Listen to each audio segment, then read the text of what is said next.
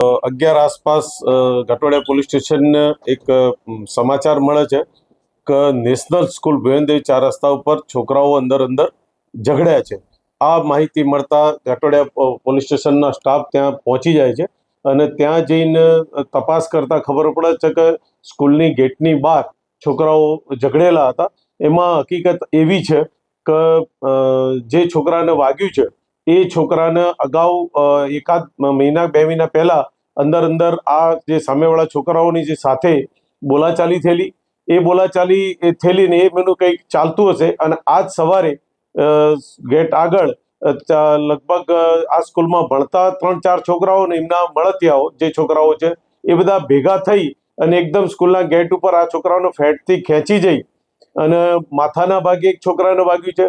બીજો જે છોકરો છે એને આંગળીના ભાગે ચપ્પુ પકડવા જતા ઈજા થઈ છે અને ત્રીજા છોકરાને મૂઢમાર વાગ્યો છે અને પોલીસ આ પ્રકારની વારદાત બનતા આ પ્રકારની ઘટના બનતા હરકતમાં આવી અને હાલ પોલીસ એની તપાસ ચલાવી રહી છે।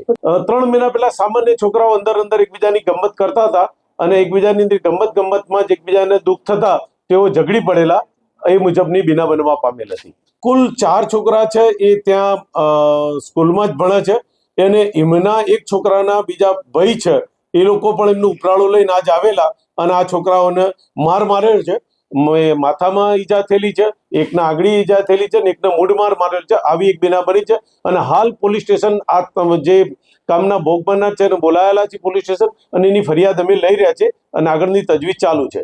હુમલો કરનાર વિદ્યાર્થીઓને પોલીસની ટીમ બનાવેલી છે, એમને રાઉન્ડ અપ કરવા માટે અમે ટીમને મોકલી આપેલી છે અને ટૂંક સમયમાં એમને અમે રાઉન્ડ અપ કરી લઈશું। ટોટલ જે ભોગ બનનાર છે એનું કહેવું છે કે 8 થી 10 માણસો છોકરાઓ હતા, એમાં 4 છોકરાઓ તો સ્કૂલના હતા અને 2 છોકરાઓ આ છોકરાના ભાઈ હતા।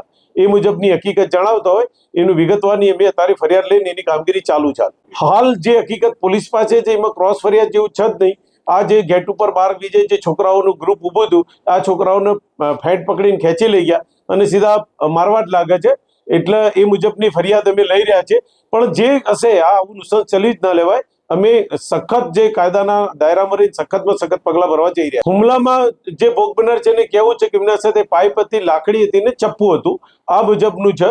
એમાં એક દીકરાના માથાના ભાગે વાગ્યું છે, બીજા દીકરાને ટકલી આંગળી વાગ્યું છે અને એક જે દીકરો છે સ્ટુડન્ટ છે એને મૂઢમાર મારેલો છે। અમે હાલ રાઉન્ડ અપ કર્યા પછી વિગતવારની પૂછપરછ કર્યા પછી ખબર પડશે, પણ ચપ્પુ હતું ને આંગળીના ભાગે વાગ્યું છે એટલે હોઈ શકે કે પકડવા ગયો હોય અને એને વાગ્યું હોય યા મારવા ગયો પકડવા ગયો વાગ્યો, પણ એની અમે તપાસ ચલાવી રહ્યા। સરકારનો જો બનાવ બની છે અને પોલીસ સરકારી છે અમે જે કાયદાના દાયરામાં કાયદાના નિયમ મુજબ જે ગુનો બનશે એનો અમે ગુનો દાખલ કરીશું। પહેલેથી જ એ લોકો ગેટ આગળ ઉભા હતા એટલે આ લોકોની સાથે ઝઘડો કરવાનો પહેલેથી જ એમનો નિશ્ચય હતો। એવું તો